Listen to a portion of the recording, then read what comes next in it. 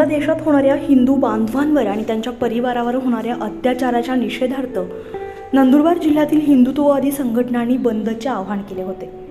सकल हिंदू समाजाच्या आवाहनाला प्रतिसाद देत विसरवाडी गावातील ग्रामपंचायत कार्यालयापासून पायी लॉंग मार्च काढण्यात आला होता।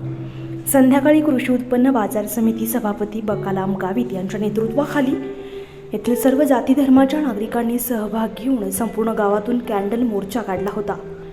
यावेळी कृषी उत्पन्न बाजार समितीचे सभापती बकाराम गावित, उद्योगपती विजय शेठ अग्रवाल, केटी गावित, संतोष चौधरी, अभित शेख, पिकेश अग्रवाल, जयेश अग्रवाल, रमेश बिराडे, हाजी अय्यूब पठाण, गुड्डू अग्रवाल, संदीप अग्रवाल, उपसरपंच आशिष अग्रवाल, महेश अग्रवाल, दीपक सैंदाणे यांच्यासह असंख्य गावकरी सहभागी झाले होते।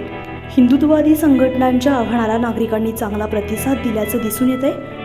यावेळी कोणताही अनुचित प्रकार होऊ नये म्हणून सहाय्यक पोलीस निरीक्षक प्रकाश झोडके, पोलीस उपनिरीक्षक किरण पाटील, पोलीस कर्मचाऱ्यांनी चोख बंदोबस्त ठेवला होता। 24 लाईव्ह महाराष्ट्र न्यूजसाठी युनुस खलिफा, विसरवाडी।